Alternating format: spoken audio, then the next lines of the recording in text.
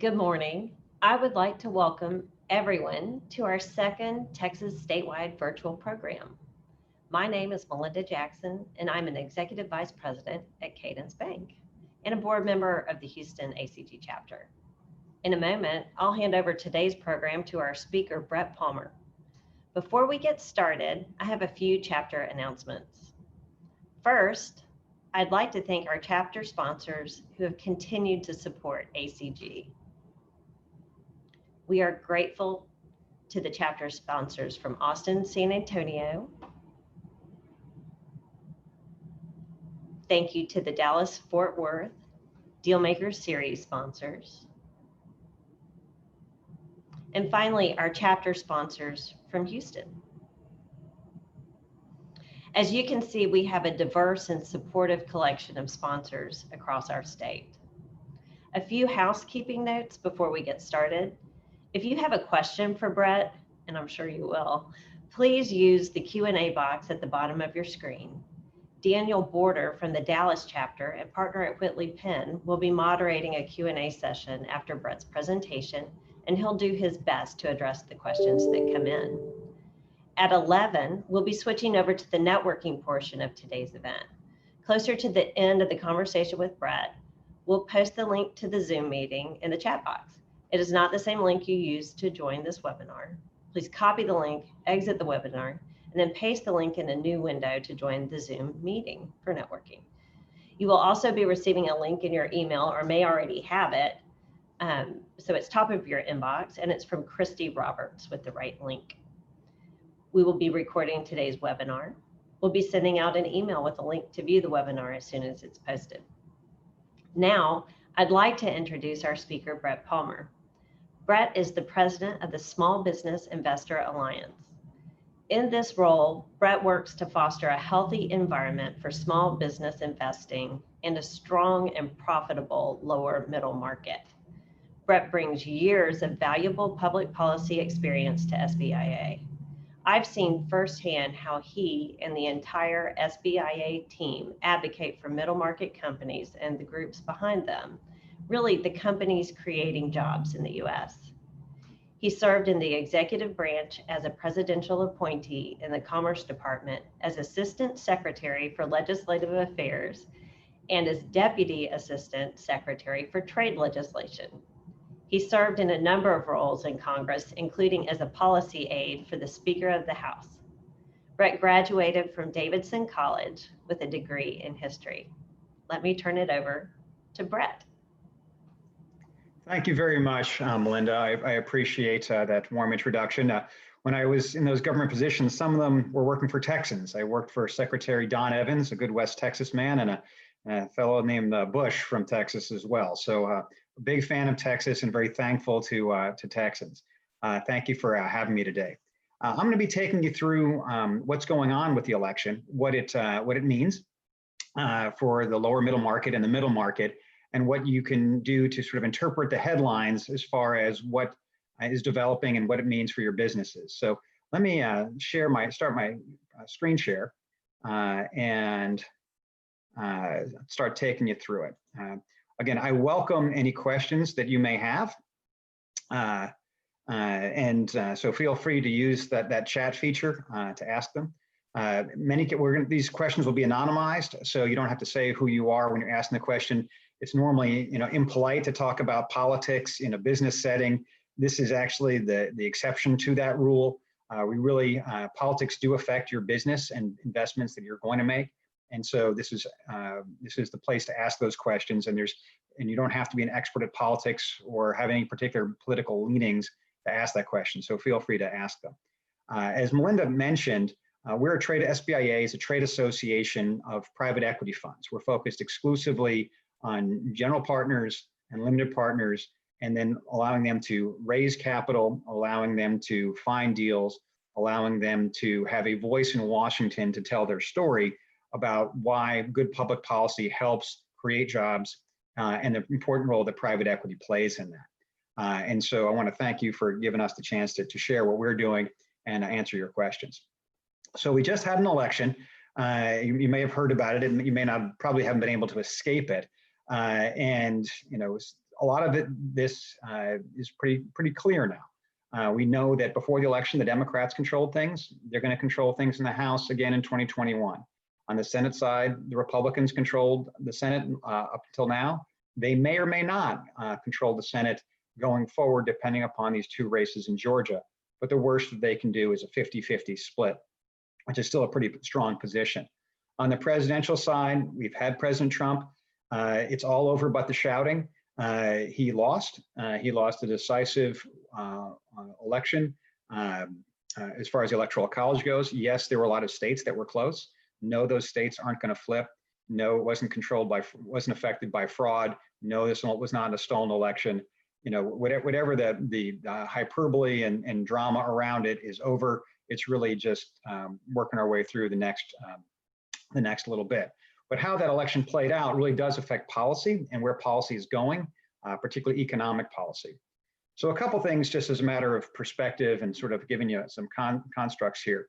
The election was played out largely the way the polling made it out to be. The margins were very different from what was expected. Some states were significantly tighter than expected, Texas being one of them. Some states the only state that was really a meaningful surprise was Georgia, but it wasn't that much of a surprise. It was inside the margin of error, but it was really pretty tight. The Senate side was, again, not a lot of surprises there. The Democrats lost a seat in Alabama. It was a seat they weren't likely to win in the first place. They won it last time largely because the candidate running on the Republican side had all sorts of baggage that this time they did not have as an opponent, and that the opponent therefore won. But things largely broke down where they expected to be, with, again, the sole exception of Georgia, which has been trending Democratic for the past couple cycles. The Republicans won more seats, more votes in both of those seats, but it got less than 50%, so they'll go to a runoff in January. Normally, runoffs don't matter that much, but in this case, the Republicans have cemented a 50-seat foothold for the Senate. If they can get at least 51, that means they control the agenda for the Senate. If it ends up being 50-50, Kamala Harris, as the new vice president, will be the tiebreaker, putting the Democrats in charge. It's worth mentioning here that in this election, which was a close election, it was a huge election, highest turnout both in absolute numbers as well as percentage, highest in absolute numbers ever, highest percentage of voters in over 100 years. Trump won more votes than any presidential candidate in American history, with the sole exception of his opponent this cycle being Joe Biden. Any other year, this would have been a massive blowout win for him as a candidate. In this case, it was not, because turnout was so big. But it's worth noting that Trump significantly underperformed most Republicans in those other states. For example, Maine, where you had a Republican senator who was really thought to be on the ropes, she won by +8. Trump lost by 7. You had that up and down the ballot where there was a lot of independent voters who were voting for Biden as a presidential candidate, and yet were voting for Republicans in Congress. But that being said, if you really put it in a sort of a national context, if you had 100 people in the room, a huge number of the votes would have been decided by a 50-50 vote and a coin flip. It was a really tight election. The American people are highly divided. And I'm going to get sort of some images here to show you that. So this is what the map looks like right now. The Democratic pickups in the Senate were Arizona, with a conservative-leaning Democratic candidate in Senator-elect Kelly. But he was very liberal on guns. His wife was shot and nearly killed. That really drove him. But Arizona now has 2 Democratic senators, where historically that was a very Republican-leaning state. Colorado, a very good senator named Cory Gardner, who was very good for our industry, lost. It was part of just a general anti-Trump wave that existed out there. But by and large, not a lot of surprises. But one of the things you can look at as you look at the national map is just how much of the Senate, and this is a common trend, is from single state parties, single party states. So you have a whole lot of states that are solid blue or solid red. The purple ones have 1 Republican and 1 Democrat. Not a lot of them. They also tend to be a bit of the swing states, with the exception being of Montana and West Virginia, which really aren't, and Maine to a lesser extent. On the governor's side, very much status quo, with the sole exception being the Republicans picked up a seat in Montana. I mention that because state laws do matter a lot. And when you look at the breakdown of the states, you can see again, there's a very strong tilting of Republican versus Democrat. This is not a new theme. It's really become calcified and more locked in than it has been in the past, but there's some common themes here. And as we are operating in the midst of the worst pandemic in generations, and the different approaches the governors have taken, you see some differentiation there. You also, frankly, have a massive amount of power and policymaking that happens at the governor's level that does not happen at the federal level. The governors have more direct responsibility, more direct feedback loops as far as accountability on the decisions they make. And so there, as this pandemic is working its way through, and they're having to make very difficult, excruciating decisions on health policy and economic policy that are sometimes in contradiction, you really do have some differences there. On the state legislator side, it's noteworthy that while Biden overperformed at the national level and did very well and won, there were about 100 legislative pickups that the Republicans had in the state houses. And it was the most stable state house election since the 1940s. So very stable, very consistent. Nebraska is great out there because they have a unicameral, technically non-partisan legislature. But again, you don't have a lot of splits, don't have a lot of takeovers. So the trifectas are where you have House, Senate, governor. You can see that there's a whole lot where there's consistency. So the American people are highly divided along partisan lines. And that's not new, not a surprise, but it's gotten more intense, particularly for an election that had the largest absolute number of voters ever. And having been involved in numerous campaigns myself, having been involved with the committees that write election law, having worked for the chairman who wrote the laws that changed the election laws after the Bush v. Gore debacle in Florida to try to improve the laws. I know a lot about this. And this last election, given the volume that happened, probably was the smoothest, most functional election that we've had in my lifetime. So despite the allegations, which are really designed to destroy confidence in the outcome, and people might have personal reasons to do that, a little bitterness here and there in an election, it really went surprisingly well, and far better than I think anyone expected. But to put it again in perspective, that the balance that's here, and this balance, I just want to sort of tee this up because it goes to the policies we're about to get into. Really, you don't see overwhelming blue, overwhelming red. We're tightly divided at the local level, at the legislative level, and even in the electoral college. You do have some geographic splits. This is what the Congress looks like on a sort of a state-by-state basis. I like this visual that I was able to pull from Politico, because it takes away sort of some of the geographic dispersions that over-amplify the importance of tiny states like Montana, even though they have lots of land. But it just sort of shows that it really is a dividing political geography that exists. And most of that is urban versus non-urban. Rural areas are almost entirely Republican. Urban areas are almost entirely Democratic. I think the biggest city in the United States that's got a Republican mayor might be Oklahoma City. But the rest, the Republicans have largely abandoned most big cities that are out there, and they're non-competitive. And the same thing is true to Democrats to a certain extent in the rural areas. And both of those have policy implications in a number of ways. But the state elections matter, and there really were some interesting developments that happened in the state elections that do affect issues that some of you are dealing with. Something that I never 20 years ago thought I would be dealing with is talking about the legalization of marijuana, legalization of magic mushrooms and other hallucinogenic drugs. But largely, a lot of the decriminalization or legalization of drugs on state referendum has picked up very significantly. And we get a lot of questions from all sorts of people about where they can be as far as dealing with those issues. Banks have problems with it. Companies that are providing services to them. That's going to grow as a problem. There doesn't appear to be any consensus among Congress of figuring out how to fix this. But on the state side, it tends to be that the state ballot initiatives have moved very much in that way. You do have some economically interesting state initiatives that passed.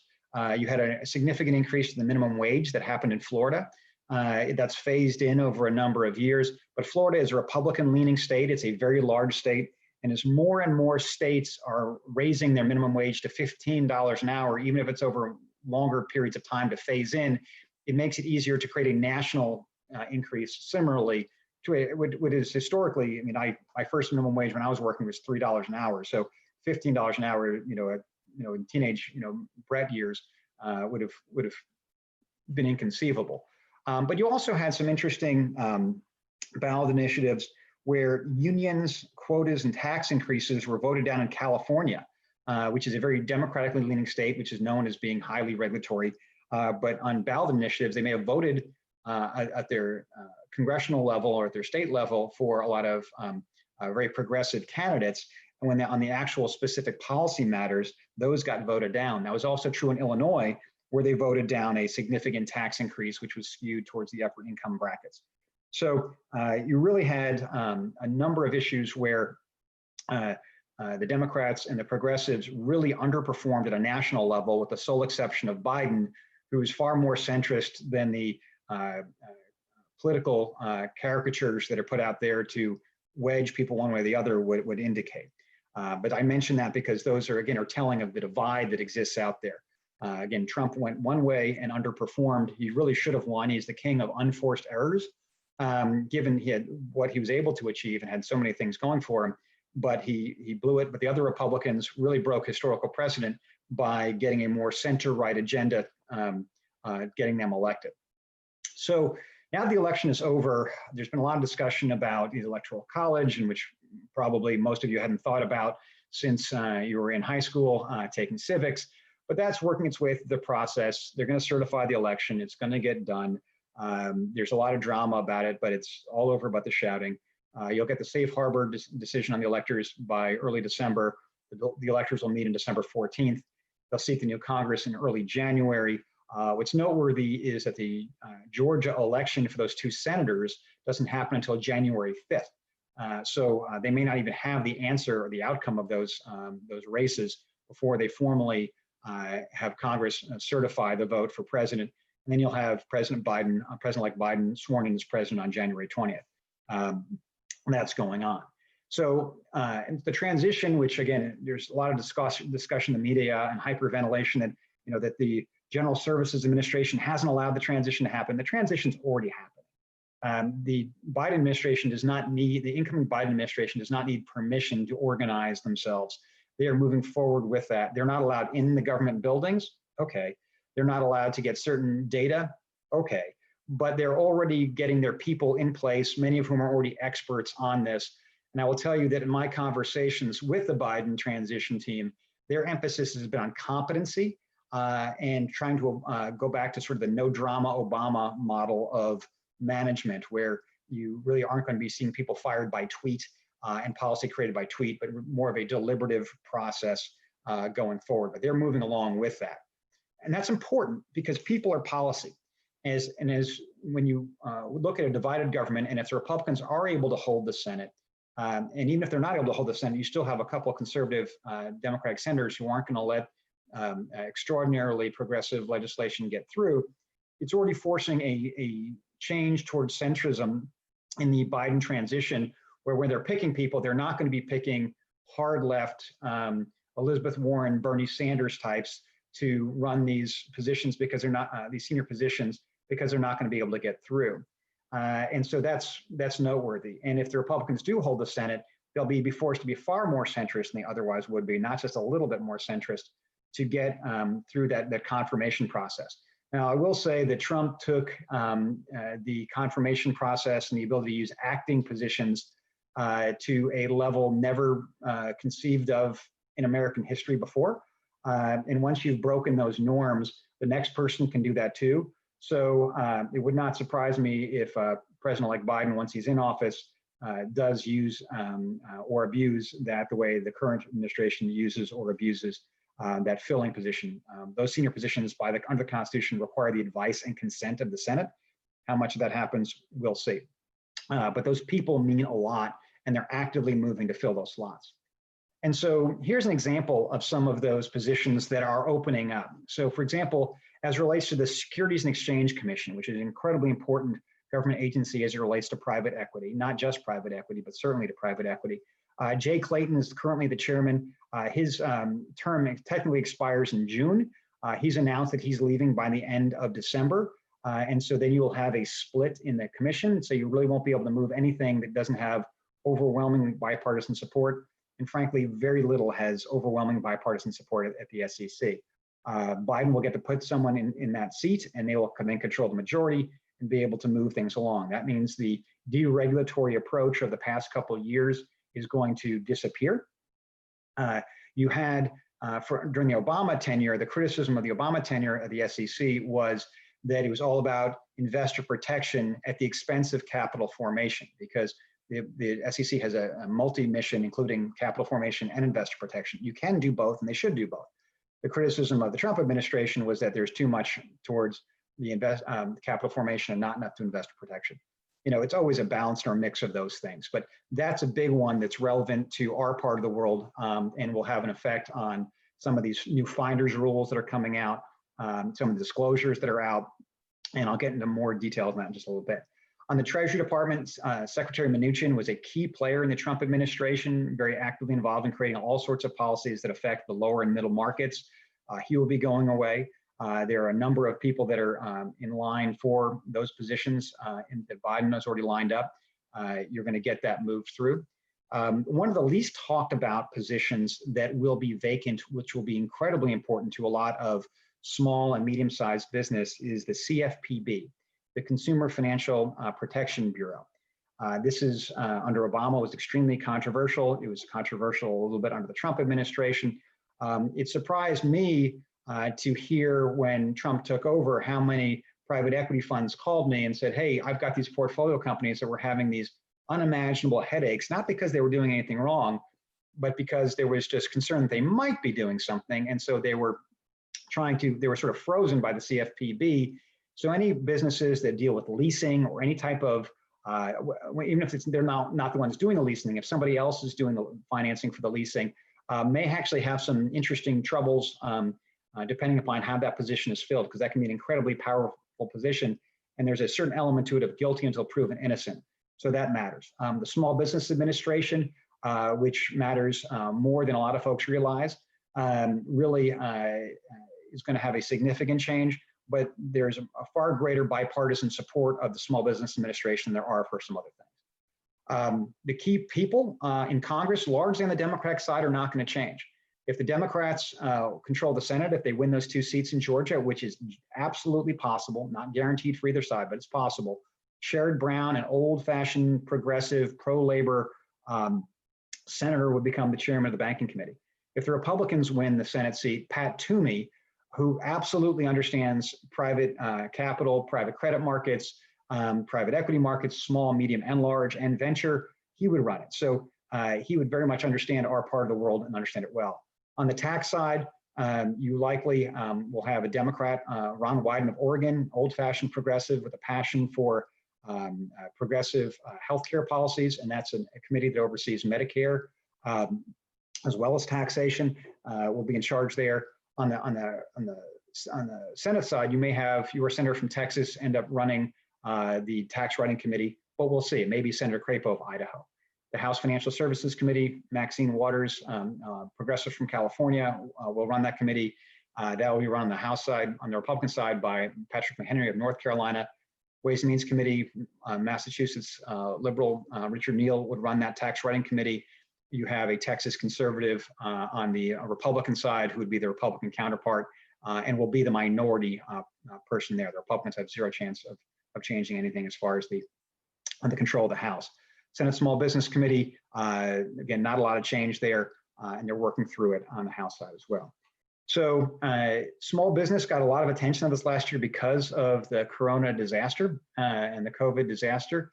The PPP was a really big deal. President-elect Biden has said he really wants to make sure that small business is taken care of.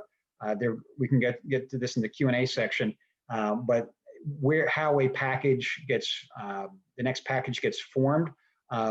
These are some of the things that really matter to him, as particularly getting more funds to smaller businesses, more funds to underserved communities, make sure there's more to people who have suffered historical racial discrimination that felt they got left out of the first PPP round, making sure that's a priority.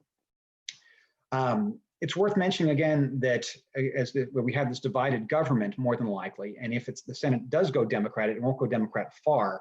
It means that the new administration is going to really have to focus on their regulatory powers because Congress moves slowly, and they may or may not give any more powers, whether they be tax powers or regulatory powers. So they have to use their existing powers. And so clearly, social justice, whether that be racial, environmental, and others, is a priority for President-elect Biden. And so I think you're going to see coming out of the SEC, but not just the SEC, more disclosures as it relates to board diversity, more disclosures as it relates to lending and the race and gender and geographies of those sort of things. You're going to see a push to use the authorities they have under HUD for discrimination in housing. You're going to see the CFPB and the banking regulators looking at consumer lending and discrimination there. You're going to see it in insurance as well and underwriting other areas. You're going to see a push from the financial services regulators to make sure that minority development institutions and community development financial institutions succeed and grow and are given more power and more money. You're going to see all sorts of things along those lines. And particularly one that's noteworthy is the Fed, which has a very significant amount of power on these things. The Fed was dipping their toe into these social justice issues during the Trump administration, with some checks from Congress and some concerns from Congress. If when President-elect Biden is sworn in, he will be far more supportive of the Fed taking actions that address some of those historical problems that we have to move forward. So some of that will be controversial, some of it won't, but it's certainly something that's going to be on the agenda.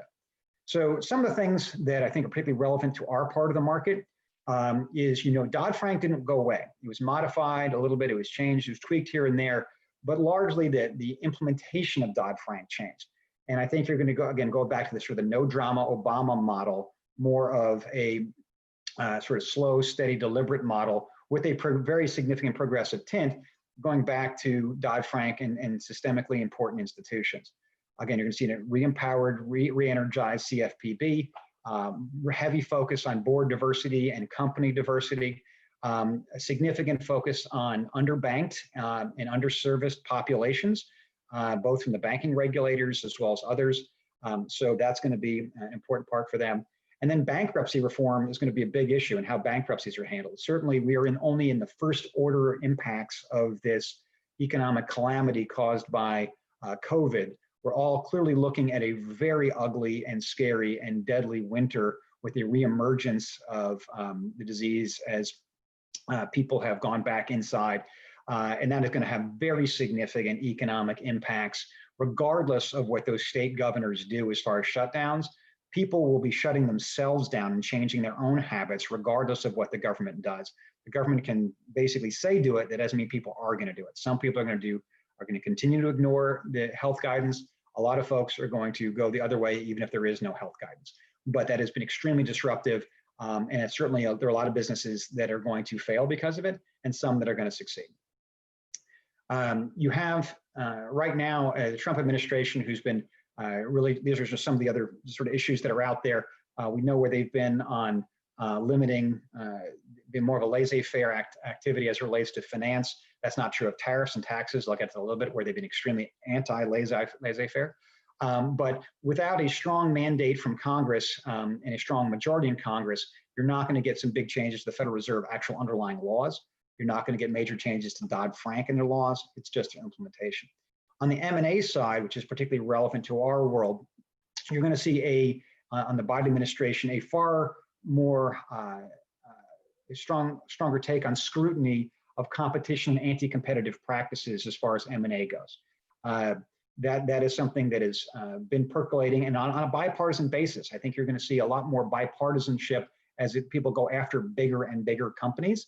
When you put big in front of something now in Washington, it's a slur.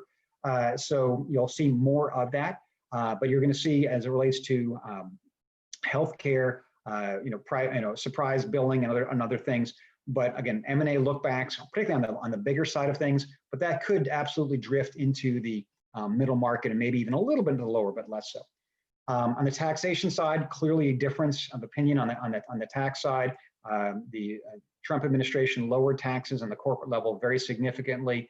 Biden is proposing very significant corporate tax increases, particularly on people making an individual tax increases on those making over 400,000.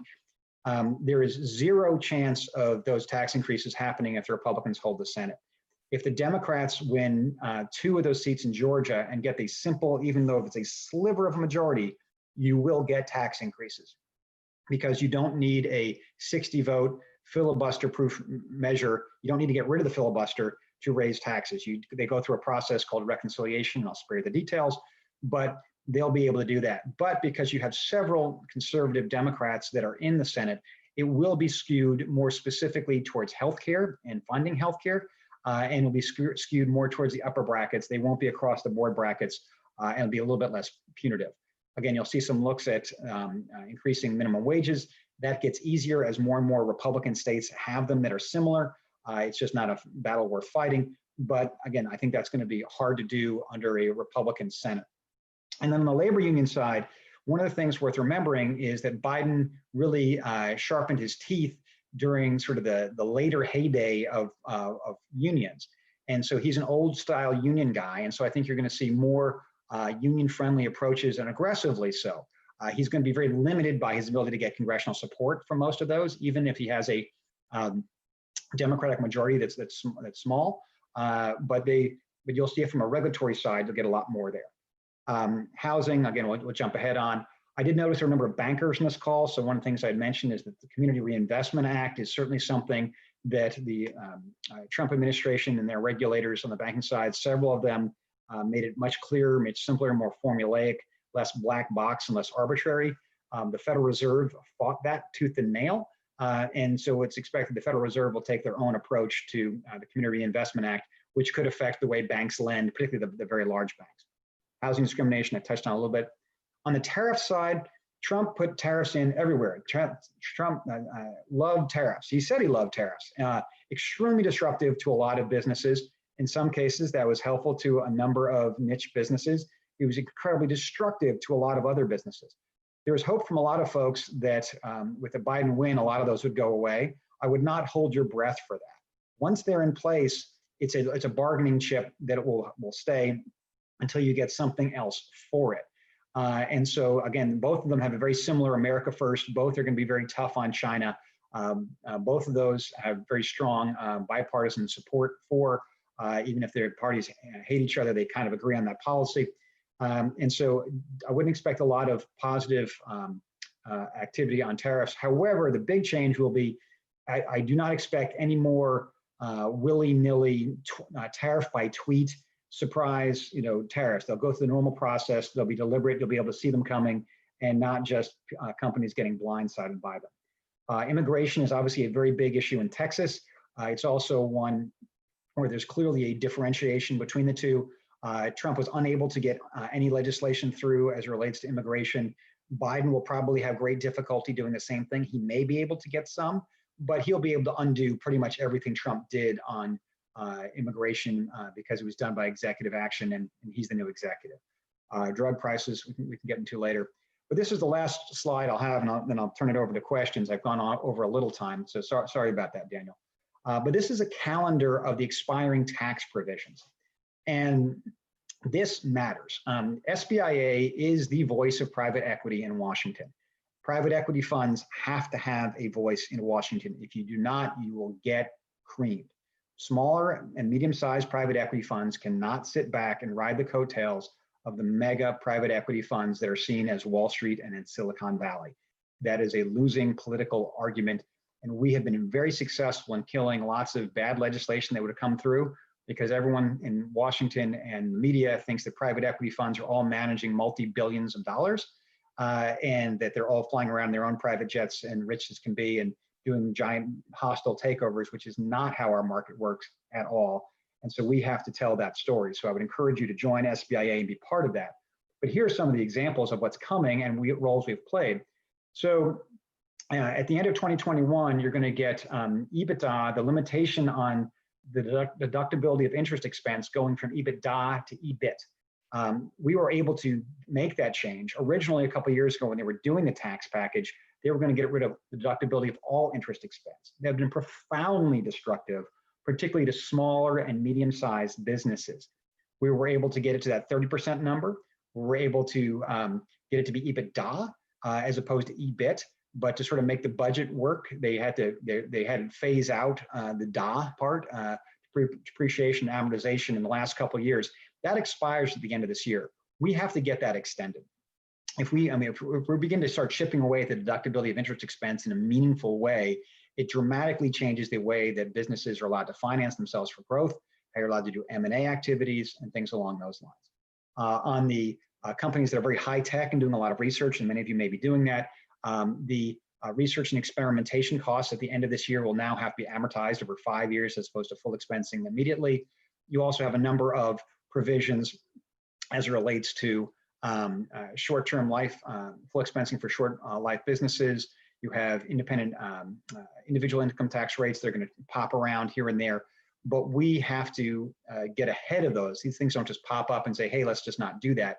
We have to collaborate as an industry and tell our side of the story to make sure that happens. Because as they're looking to pay for this, it's things like carried interest. Even though it doesn't raise much money, if you were to get rid of carried interest, you would dramatically hurt smaller funds that are in the sub-billion dollar range, and fund managers to be able to operate. So here's a sample of those. It's worth taking a look at. And so Daniel, let me hand it back to you. Let me thank ACG for having me today. And again, please feel free to ask questions. There's no bad question, and you don't have to. You can keep it anonymous if you like, as it relates to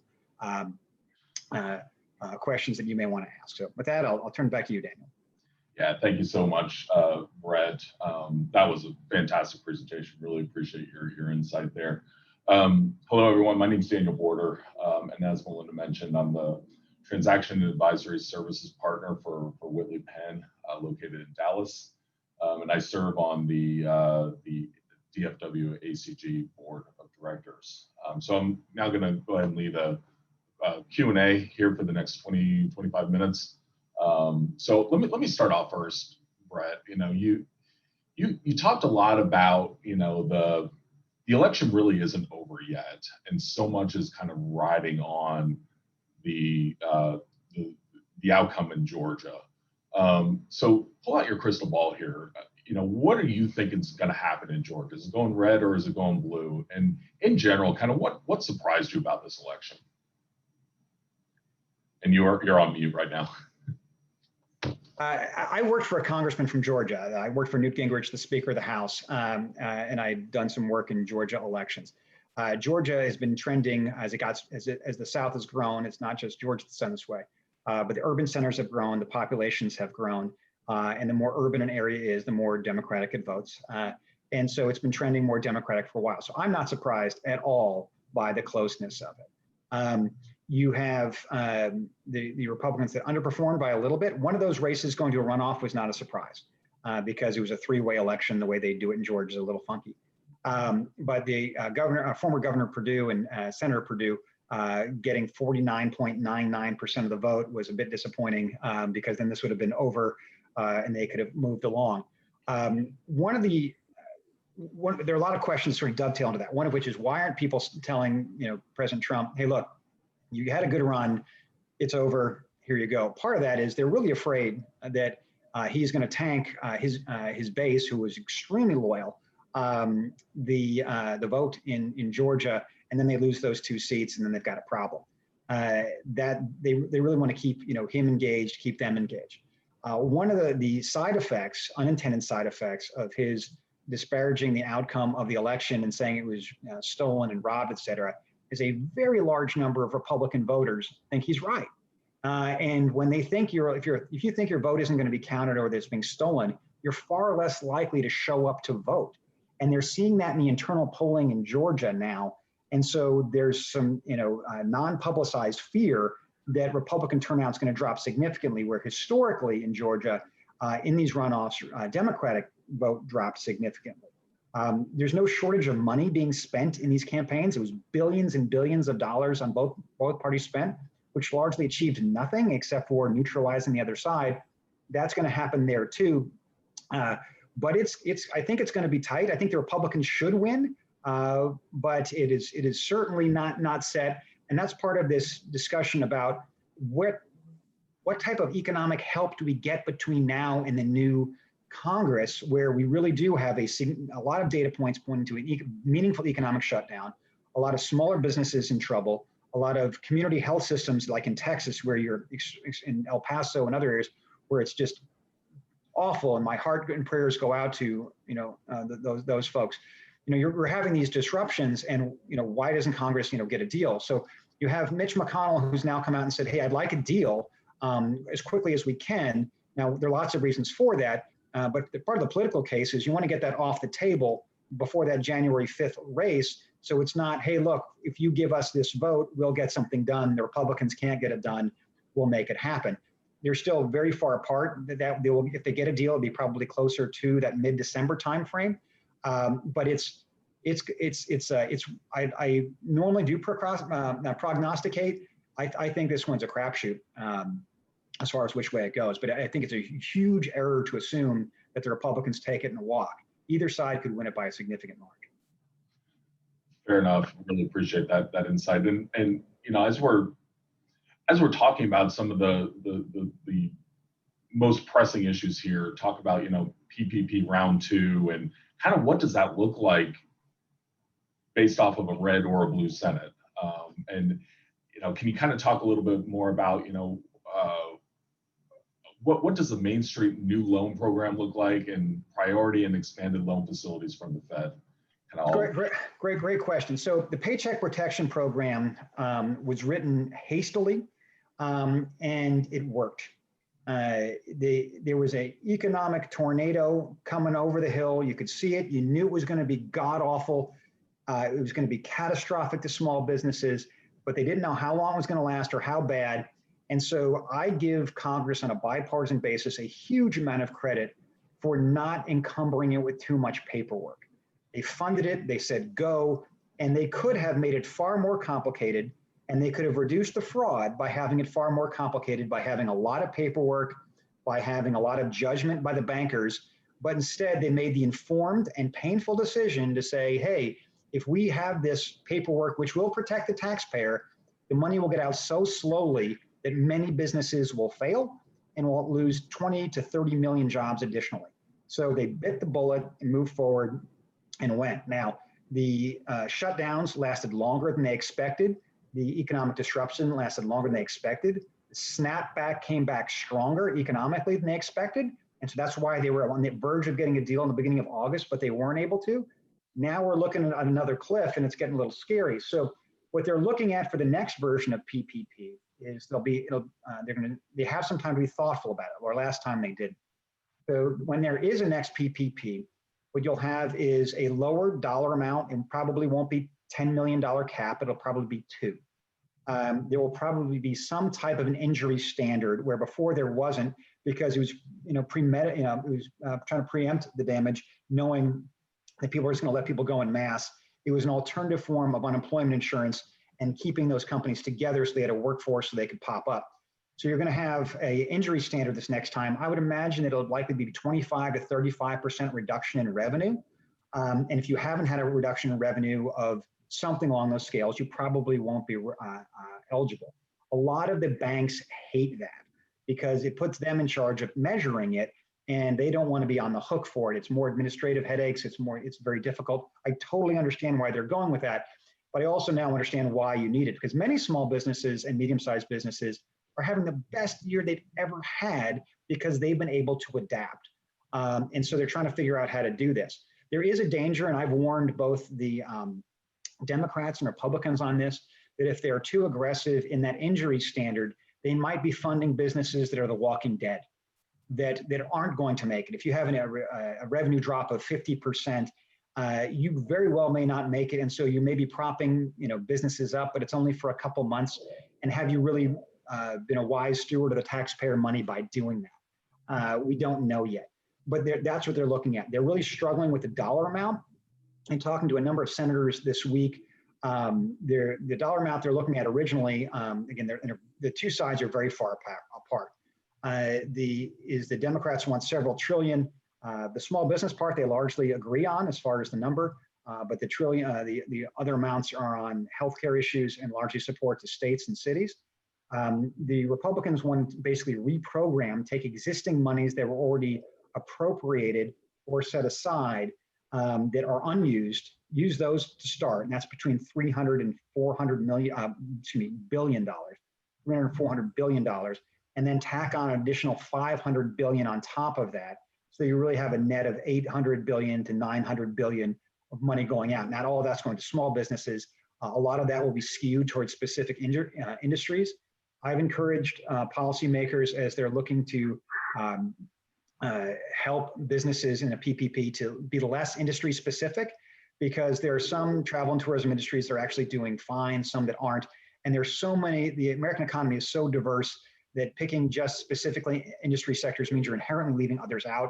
It really should be focused on specific injury and going from there. For example, if you own a motel and you're next to a national park, you may be having the best year of your life. If you have a motel and you're near an amusement park in Florida, you may be having the worst year of your life. They're both in the same industry sectors, travel and tourism, but it's just different. So they're going to be looking at some things along those lines. The Republicans are looking at sort of some ways to not prop up structural failings that a number of the states have. There are a number of states, particularly New York, Illinois, and other big cities that had massive structural tax and revenue problems, particularly as it relates to a lot of their pension issues. The Republicans don't want to fix those structural problems that existed before, and the Democrats do. So one of the things they're kicking the tires on is having some type of metric where if a state's tax revenue has gone down, then they get a proportional funding from the federal government to help fill that. But it might not be a blank check. It might be a check that goes to a larger federal portion of covering Medicaid, for example, which there's already a federal hook into. The states normally have a 50-50 split between the states and the federal government. That way the money is going to poor people, it's going to healthcare, it's going to women and children, and it would be politically difficult for the states to take money away from poor women and children and use it to fund some, politically, some political project they want to do someplace else. So they're trying to get creative on how to deal with it, but it's a challenge. But I think you're going to see a smaller number. You're also going to see a smaller cap on the size of the business. Publicly traded businesses are probably going to be excluded this time. You're probably going to have a cap of between 200 and 300 employees at the organization. So if there is a PPP2, it'll have an injury, it'll be smaller in dollars, smaller in the businesses. And there's still some questions about loan forgiveness, which is affecting M&A activity right now as far as how those transitions are.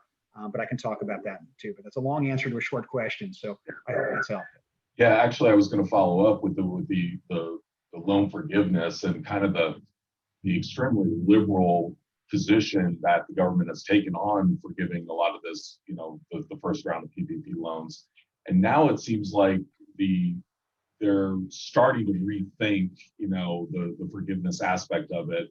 And, as a partner in M&A here, I'm trying to stay on top of, what is the latest kind of terms of the forgiveness, and what do you see, or how do you see the political spectrum impacting the ability to forgive that first round of PPP?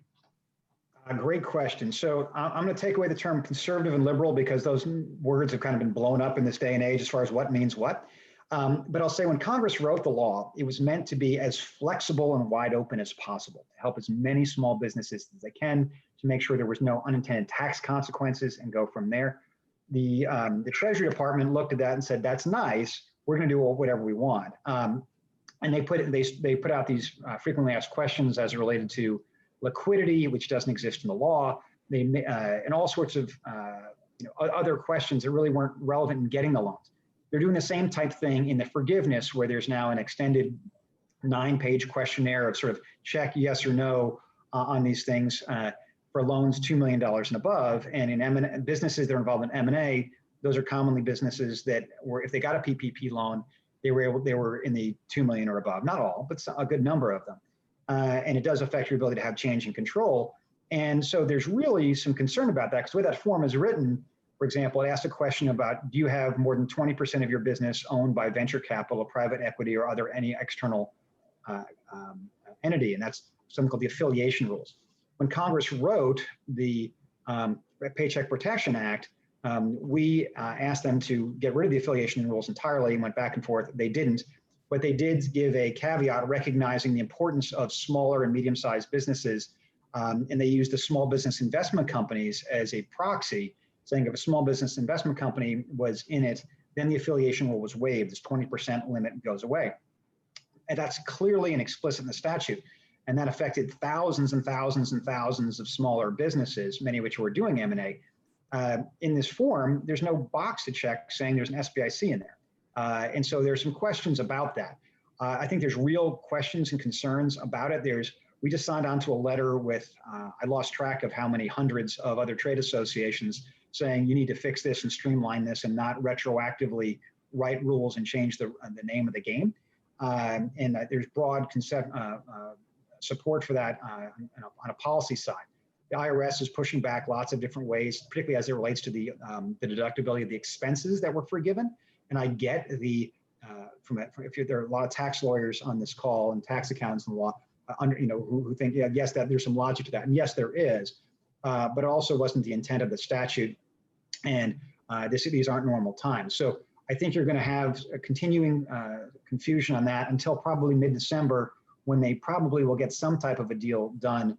And if not, it'll be early in the Biden administration. But the longer this drags out, the longer it slows down M&A transactions, because you might have millions of dollars in your books and you're not sure whether that's non-dilutive equity or that's money you need to pay back. And the banks are pulling their hair out trying to figure out, hey, are we going to get this forgiven or not? And so it's a real problem, but we're working through it. But again, this is why private equity funds need to have a voice in Washington. They need to have a seat at the table. The old saying in Washington is, if you don't have a seat at the table, you're on the menu. And so we have that seat at the table, but we need as many people involved as we can. Yeah, I really appreciate that. I want to kind of shift gears a little bit here and talk about, you had mentioned some of the impact the election will have on the M&A landscape from a pretty broad perspective here. But I want to kind of drill down a little bit here and talk about, what are some of the potential changes to the M&A landscape, such as the extension of the deductibility of interest expense?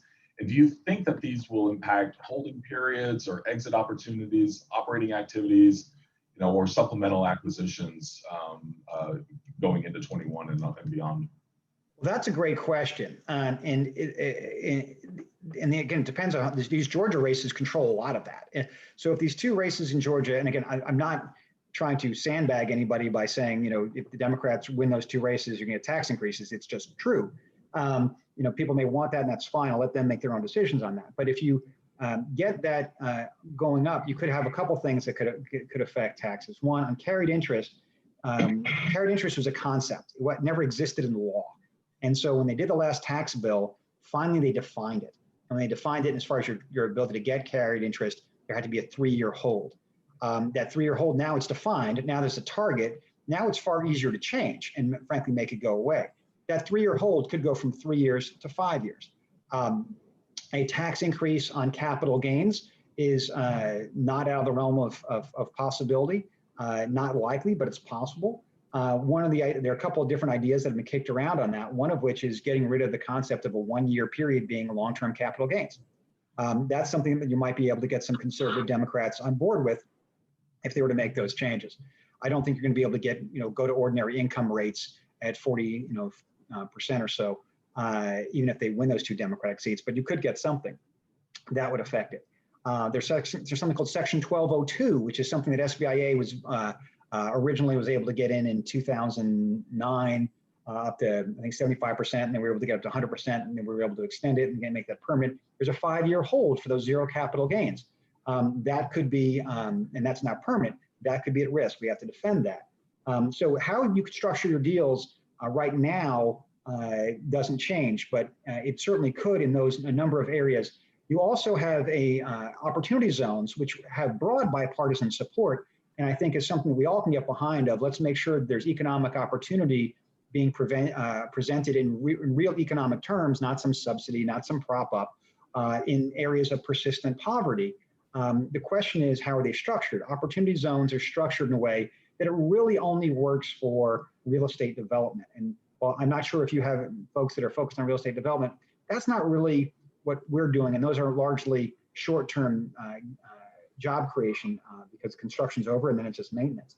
But we'd like to see the opportunity zones modified so it facilitates more small and medium-sized investment, which means you've got to change the holding period from 10 years to between 3 and 5 years for those businesses, which does make it far, if they're able to do something like that, and there is some bipartisan support for it, make it far more attractive to expand and grow in areas of poverty and really bring American prosperity to more Americans. So there's both upside and downside in this process. Very fascinating. Thank you for that. And we understand that you at the SBIA, you cross the aisle and you work with both Democrats and Republicans in a lot of different ways, and you accomplished a lot under the Obama administration, and now working through the Trump administration. How do you see the Biden administration as it relates to what you accomplished under Trump versus Obama? Is it going to be similar to Obama, or is this going to be just a completely different animal going forward here? It's to be determined. I think the big question is how much if the Republicans control the Senate, and I think that's probably slightly in their favor that they do, because they certainly can't be less than 50-50. But it's how much they're willing to give him, because Biden has said he clearly has set it up that he wants to be the uniter, and he wants to get bipartisan support. I think he will. He's got a good relationship with Mitch McConnell. If people can talk to each other directly and honestly, you can get a lot of deals done. About 80% of the things that need to get fixed aren't partisan. They're things that just people recognizing need to get done. It's a question of how do you do them. And if you're not doing it by tweet and insult of calling someone's mother names and then insulting their family and what their wives look like, what have you, it's a whole lot easier to get stuff fixed. So I think there's going to be opportunity to get some of that stuff done, but they're going to have to decide how much they're willing to let him get done. And so particularly early on. So they're going to be willing to bend, but they're not going to be willing to give him an extended honeymoon. I personally think that it's incredibly important that we treat everyone honestly and fairly. When I worked for Don Evans, Secretary Evans, a good West Texas guy under President Bush, another West Texas guy, the mandate that I was given is you treat everyone honorably and everyone honestly. You tell them when you disagree, you tell them when you disagree, where you agree, and you don't play games. You just honest people can work things out. We got tons of things done.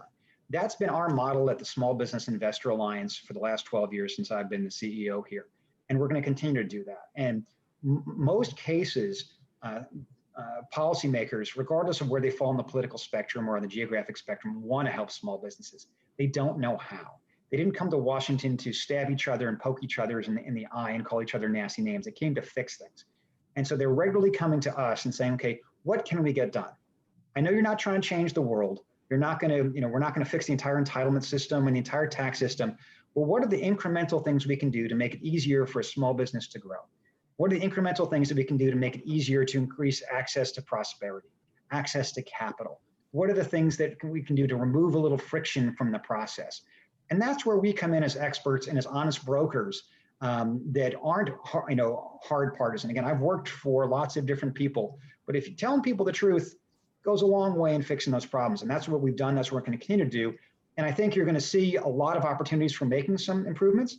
I do think that there is going to be a lot more regulation. I do, as it relates to sort of increasing transparency and more of a name and shame to get some of these social justice issues taken care of, whether it be boards of directors or lending numbers or things like that. You're either going to be in the game or not, and then they'll let the public decide. That's going to make some people uncomfortable, some people will be very comfortable with it. But I think you're just going to see largely incremental You'll still see some big fights that happen here and there, but you're not going to see radical swings more than likely for at least the next 2.5 years. All right, I appreciate that. We're bumping up against the clock here, but 30 seconds. What can our ACG community do moving forward? Well, I think the best thing that everyone on this call can do is be involved with ACG. ACG is a fantastic local networking network. Whether it's Houston, Fort Worth, Austin, where have you, where it is. Being involved in your community is the most underemphasized thing that exists out there. Whether it's your local mayorships, city councils, your local business community, that's where the action is. These are your neighbors. These matter. And then more broadly, work with the Small Business Investor Alliance. And if you have private equity funds, join us. And have your portfolio companies join their trade associations, and their manufacturers join National Association of Manufacturers, et cetera, and make sure that policymakers hear your story, because we're all stronger together, and we're all part of the same ecosystem. So I think that's what you can do. And again, thank you for all your help, Daniel, and what you're doing at Whitley Penn. Again, please let us know if there's anything we can do to work with you in the future. Thank you so much. Really appreciate your insights today. Well, that concludes today's